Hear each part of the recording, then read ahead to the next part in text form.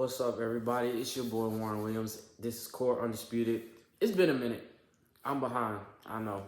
I think I'm gonna be behind this entire YouTube series, and I know my hair.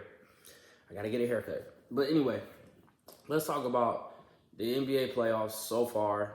What did I expect? What surprised me? And what was something that I was like, yeah, I saw it. All right, we're gonna go into the first round. We're gonna start with the East. The East, to me, are probably the most these were the most unpredictable ones. All right, first one, Milwaukee versus Miami. I ain't gonna lie, that surprised me. The reason why it surprised me is because Miami playing, Milwaukee was number one. Milwaukee didn't have Giannis, I do know that, but I feel like Milwaukee should have completed it. I will talk about Milwaukee busting their situation, the firing the coaches, all that, more in other videos. But right now, Miami did surprise me. And as soon as they beat the Milwaukee Bucks, I ain't gonna lie, Miami scared me. I don't care what team you throwing at them. I think they have a chance of going all the way because they just beat one of the best defensive teams ever. Cleveland versus New York kind of surprised me a little bit. I didn't expect Cleveland to win just one game, but I guess that's what happens when you have a Jalen Brunson who's been in the playoffs, and you got a pretty good, complete team. You got a team that has experience. Cleveland didn't really have, actually, none of those guys really have any experience. So, nothing wrong there. I'm not disappointed in Cleveland, for real, because, they just got the team together. Next year could be their year. Philadelphia and Brooklyn. Brooklyn, as you know, Kyrie, Durant, gone, traded, brought in a lot of new pieces. Brooklyn, this was kind of a failed season, also a success season. I'm going to talk about that in another video. But it's no surprise that Philadelphia kind of swept them. I feel like Brooklyn could have got one game, but they couldn't. All right. Boston versus Atlanta. I ain't going to lie to you. Atlanta was starting to scare me because I'm like, what the heck? It was, I think it was 3-2 by the time Boston managed to win that sixth game. Like, I thought Trae Young was coming back. It kind of surprised me that Boston didn't really sweep Atlanta. But at the same time, though, Atlanta was prepared. Prepared enough to, not get swept. So, this Boston and Atlanta kind of surprised me only because Boston's a really good team. I'm thinking instant sweep. Okay, now we are at the West, that first round. Let's get into it. Denver versus Minnesota. I expected Denver to beat Minnesota by at least 5, maybe 6. Minnesota, they got too much going on, and it was just inconsistent to me. All right, Phoenix versus LA. This one, it surprised me, but it didn't. It surprised me because I thought LA was actually going to be able to compete with Phoenix, but when Paul George and Kawhi both gone, Russell can only do so much. So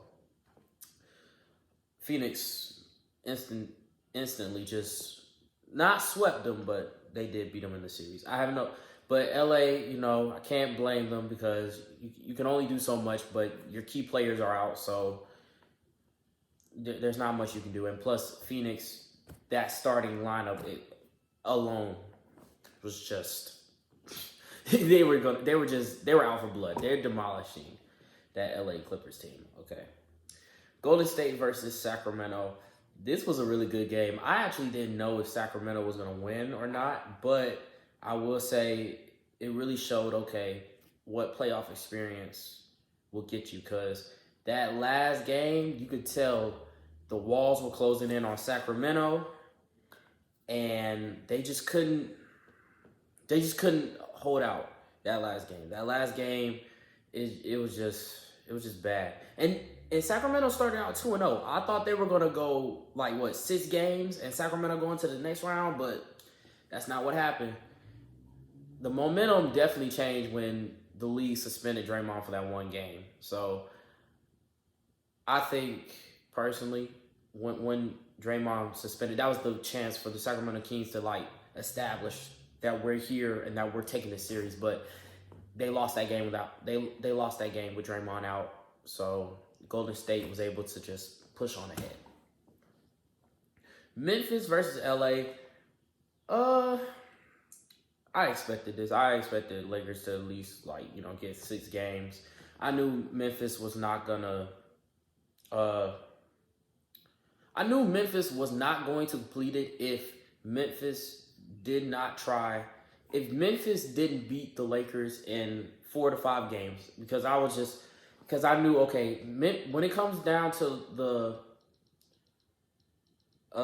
competition of who can last, of not even last, of a longer duration of a playoff series, I knew Memphis was not in for a long playoff series. All right, they weren't. Lakers. I even said you got to beat the Lakers in 5 and 6. If it's a game 6, no, you have to beat the Lakers in 4 or 5 games instantly. Cannot waste time with this team, because the more time you waste, that team's gonna come back in 6 to 7 games. Well, 6 games later, they came in, beat them. Memphis got their own problems. We're gonna talk about them again, especially Ja Morant, because all right, second round, Miami versus New York. I expected this, really. The 2 games that New York really beat them in was in those moments where I feel like New York really had the mindset of, oh, we can outmatch Jimmy Butler. It's one guy. But they just didn't keep that mentality. Plus, Julius Randle didn't really do too good. RJ Barrett didn't really do too good. A lot of their key players, especially the scoring players, didn't do good. The only player that really did good in this series was Jalen Brunson for the New York Knicks. And then, of course, Miami was just, they've been, like I said, when they beat Milwaukee, I got scared. I knew New York was going to be almost light work. All right, Philadelphia versus Boston. I'm not going to lie to you. I thought Philadelphia was going to pull out. Well, excuse me. Pause. I thought Philadelphia was going to win that series by 7. I knew it wasn't going to be easy. I knew Boston was going to put up a fight. But I'm glad they fired Doc Rivers, because I thought this was going to be the storyline of Doc Rivers finally managed to win a Game 7 playoff series. Joel Embiid finally gets to go to a conference finals. Finally, James Harden is getting back up is getting deep in the playoffs and is ready to win this ring. Because they needed this. Like, the 76ers needed this. They sacrificed a lot. They sacrificed too much, almost, in my opinion, to, get to where they are. Anyway, Denver versus Phoenix. I'm not going to lie to you. As soon as a lot of critics, not a lot of critics, but some critics have said that Phoenix was a top-heavy team. At first, I kind of didn't believe them, because I thought, okay, they had T.J. Warren, Terrence Ross, and all that. But then when I saw the box scores, the numbers, the games, and everything, it showed. And I kind of saw it before the playoffs. Which is why, if the Clippers had everybody, I feel like they would have beaten Phoenix. No questions asked. But, yeah, Denver was just a loaded team, and then they couldn't stop Jokic. And that's the result. Denver win in 6.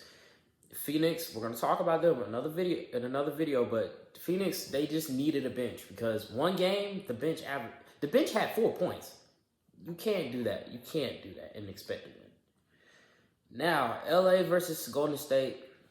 I kind of expected as much, only because there was nobody who was going to stop Anthony Davis and the LA Lakers.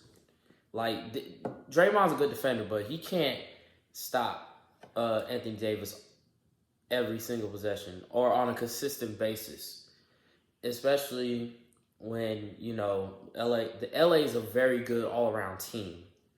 They have legitimate bigs. Golden State, they were trying to play the small ball route, which honestly, I wouldn't have did that. I would have at least tried to put Kevon Looney in, because Looney was just grabbing boards throughout this whole playoff series. And he wasn't even coming off the bench. So I would have put Kevon Looney in to see if it would have helped, all right? And now we're in the third round, conference finals. And here's my predictions, okay? Miami and Boston. I don't know how this is going to turn out. I'm not going to lie to you. I feel like it's going to be another Game 7 situation. Unless Boston manages to finally stop Jimmy Butler and the Miami Heat. If they do, I can give it 6, maybe 5. They can beat them in 4, but I feel like Tatum's going to be inconsistent. Now, if he isn't, I feel like it's a quick series. No really expectations from the Miami Heat, but I'm not going to count them out, all right? Denver versus LA. I think LA, I don't know who's really going to win this either. I'm kind of leaning towards Denver because I feel like Lakers are not going to be able to stop Nikola Jokic. But there is a way. There was one critic that said something, and I thought about it, and it makes sense. If Anthony Davis, because offensively, he can put up 17 and 10, I'm satisfied. But defensively, he needs to be consistent. If he can prevent Nikola Jokic from being the main facilitator for the team, like the passes, if you can stop Jokic from passing, that would be great. You can win this game.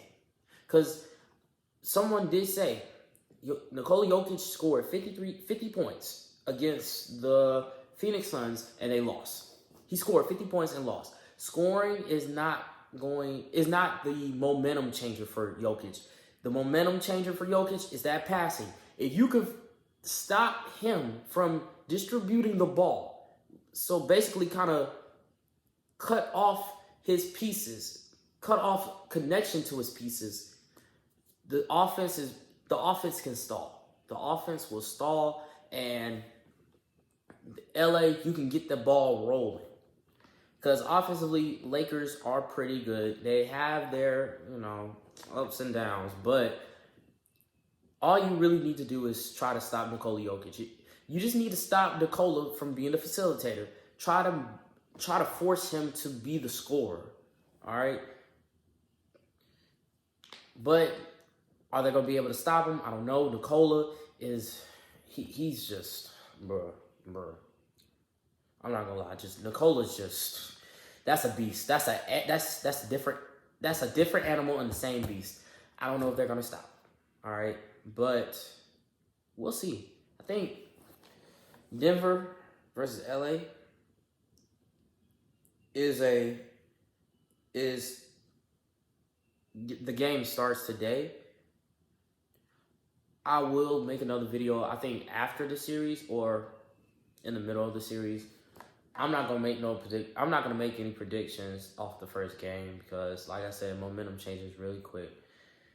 But I do see, like, for the finals, I feel like if Boston goes back to the finals, they're winning it no matter who is in the finals. Even the Lakers. I feel like even if the Lakers are in the finals, I feel like the Boston Celtics are not going home without that ring. Not this year. Last year, they said that, y'all already know what happened. I feel like this year it's not only just a different team, I feel like this is a different team mentally.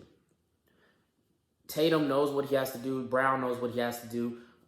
They all know what they have to do, okay? Miami, I do see it. I feel like Miami go to the finals. I don't think they can beat Denver, the Lakers. I don't know. I can see it, though. I can see them giving the Lakers a run for their money. I can see LA winning it. I can see Denver winning it. Honestly, all 4 of these teams, I have no problem if they win the whole thing. Because this championship, whoever gets this ring, let's just be honest, people. Whoever gets this ring, a legacy is going to be established. Your career is going to be set. Any star coming out of these teams, their careers are set. And we already know, like, what, especially, like, for them, like, Jokic, Bron, Miami, Boston, Jason Tatum and them, somebody's going to move up in the ranks of an NBA legend by the end of this championship. Somebody. I don't know who, but we'll see. I hope you all have a good day. Go check out my videos. Please subscribe and like and comment what you want to hear. And I'm out. Peace.